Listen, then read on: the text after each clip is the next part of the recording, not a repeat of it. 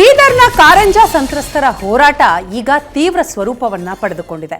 ಕಳೆದ 2 ವರ್ಷದಿಂದಲೂ ಕೂಡ ಇವರು ಹೋರಾಟವನ್ನ ಮಾಡ್ತಾ ಇದ್ದಾರೆ. ಆದರೆ ಇವರ ಹೋರಾಟಕ್ಕೆ ಯಾರು ಕ್ಯಾರೆ ಅಂತಿಲ್ಲ. ಈಗ ಸಾಮೂಹಿಕ ಆತ್ಮಹತ್ಯೆ ಮಾಡಿಕೊಳ್ಳುವ ಎಚ್ಚರಿಕೆ ಕೊಡ್ತಾ ಇದ್ದಾರೆ. ಎಸ್ಪಿ ಡಿಸಿಗೆ ಪತ್ರ ಬರೆದು ಸರ್ಕಾರಕ್ಕೆ ವಾರ್ನಿಂಗ್ ನೀಡಿದ್ದಾರೆ ಕಾರಂಜ ಸಂತ್ರಸ್ತರು. ಬೀದರ್ನ 28 ಹಳ್ಳಿಗಳ 15,000 ಎಕರೆ ಭೂಮಿ ಸ್ವಾಧೀನ ಆಗಿದೆ. 880 ದಿನಗಳಿಂದಲೂ ಕೂಡ ವೈಜ್ಞಾನಿಕ ಪರಿಹಾರ ಬೇಕೇ ಬೇಕು ಅಂತ ಹೋರಾಟ ಮಾಡ್ತಾ ಇದ್ದಾರೆ. ಆದರೆ ಯಾರೂ ಕೂಡ ಇವರತ್ತ ಗಮನ ಹರಿಸ್ತಾ ಇಲ್ಲ ಅಂತ ರೈತರು ಆಕ್ರೋಶಗೊಂಡಿದ್ದಾರೆ. ಸರ್ಕಾರಕ್ಕೆ ಈಗ 15 ದಿನದ ಗಡುವು ಕೊಟ್ಟಿದ್ದಾರೆ ರೈತರು. ಸಚಿವ ಈಶ್ವರ್ ಖಂಡ್ರೆ ಕಚೇರಿಯ ಎದುರೇ ಅಹೋರಾತ್ರಿ ಧರಣಿ ಮಾಡ್ತಾ ಇದ್ದಾರೆ.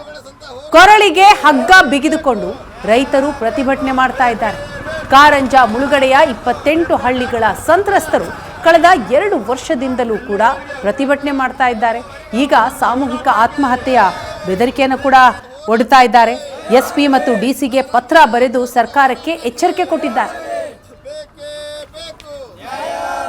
ಬೀದರ್ ಜಿಲ್ಲೆಯ ಕಾರಂಜ ಮುಳುಗಡೆ ಸಂತ್ರಸ್ತರು ಅಹೋರಾತ್ರಿ ಧರಣಿ ಮಾಡ್ತಾ ಇದ್ದು ಇಲ್ಲಿವರೆಗೆ 880 ದಿವಸ ಆಯಿತು, 2.5 ವರ್ಷ ಆಗ್ತಾ ಇದೆ. ಆದರೆ ಇಲ್ಲಿವರೆಗೆ ನಮ್ಮ ಜನಪ್ರತಿನಿಧಿಗಳು ನಮ್ಮ ಗೋಳು ಕೇಳಿಸ್ತಾ ಇಲ್ಲ. ಸತತ ಹೋರಾಟ ಮಾಡ್ತಾ ಕೊನೆಗೆ ಈಗಿಂದ ಎಲ್ಲ ರೀತಿ ಎಲ್ಲ ಹೋರಾಟ ಮಾಡಿದ್ದೀವಿ. ಕೊನೆಗೆ ಯಾಕಂದ್ರೆ ನಮಗೆ ನ್ಯಾಯ ಸಿಗ್ತಾ ಇಲ್ಲ. ಯಾಕಂದರೆ ಬರೀ ಆಶ್ವಾಸನೆ ಕೊಟ್ಟು ಮುಖ್ಯಮಂತ್ರಿಯವರು ಸಿದ್ದರಾಮಯ್ಯವರು ಬರೀ ಆಶ್ವಾಸನೆ ಕೊಟ್ಟರು, ಡಿ.ಕೆ. ಶಿವಕುಮಾರ್ ಆಶ್ವಾಸನೆ ಕೊಟ್ಟರು. ಹೋದ ಅಧಿವೇಶನದಲ್ಲಿ ನಮ್ಮ ಬೆಳಗಾವಿ ಅಧಿವೇಶನದಲ್ಲಿ ನಮಗೆ ಕರೆಸಿ ನಮಗೆ ಭರವಸೆ ಕೊಟ್ಟರು. ಇವ್ರು ಎಲ್ಲಿದ್ದವರೆಗೆ ಮನೆಗೆ ಕೊಟ್ಟು ಎಲ್ಲಿವರೆಗೆ ಇದಾಗಬೇಕು ನಮ್ಮ ತಾಳ್ಮೆ. ಯಾಕಂದ್ರೆ 40 ವರ್ಷ ಆಯಿತು ಭೂಮಿ ಕೊಟ್ಟು, ಇವತ್ತಿಗೆ ನಮ್ಮಿಂದ ವೈಜ್ಞಾನಿಕ ಬೆಲೆ ಸಿಗಲ್ಲ ಅಂದರೆ ಯಾವ ನ್ಯಾಯ ಇದೆ ರೀ ಇದು? ನಮ್ಮ ಕಲ್ಯಾಣ ಕರ್ನಾಟಕ ಅಂತ ಹೆಸರಿಕ್ಕಿ ನಮ್ಮ ಕಲ್ಯಾಣ ಯಾವಾಗ ಮಾಡ್ತೀರಿ? ನಮ್ಗೆ ಯಾಕಂದ್ರೆ ಜನಪ್ರತಿನಿಧಿಗಳು ನೀವೇಂದ್ರೆ ನಮ್ಮ ಭಾಗದವರು, ನಮ್ಮ ಜಿಲ್ಲೆಯವರು ಏನೇ ಆಗ್ಯದ ನಿಮ್ಗೆ? ಯಾಕಂದ್ರೆ ನಮ್ಮ ಕೋಳ ಕೇಳಿಸ್ತಾ ಇಲ್ಲ ನಿಮ್ಗೆ. ಯಾಕಂದ್ರೆ ನಮ್ಮ ಸಮಸ್ಯೆ 15 ದಿವಸದೊಳಗೆ ಬಗೆಹರಲಿಲ್ಲ ಅಂದ್ರೆ ನಾವು ಸಾಮೂಹಿಕ 28 ಹಳ್ಳಿ ರೈತರು ಆತ್ಮಹತ್ಯೆ ಮಾಡ್ಕೊಳ್ಳೋಕೆ ನಾವು ಸಿದ್ಧರಾಗಿದ್ದೀವಿ.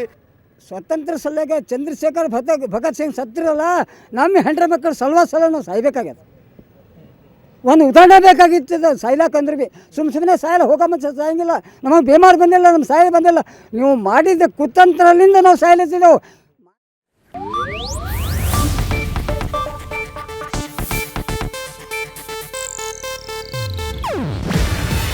ಇದು ಏಷ್ಯಾನೆಟ್ ನ್ಯೂಸ್ ನೆಟ್ವರ್ಕ್ ಪ್ರಸ್ತುತಿ. ನೀವು ನೋಡ್ತಿದ್ದೀರಾ ಏಷ್ಯಾನೆಟ್ ಸುವರ್ಣ ನ್ಯೂಸ್.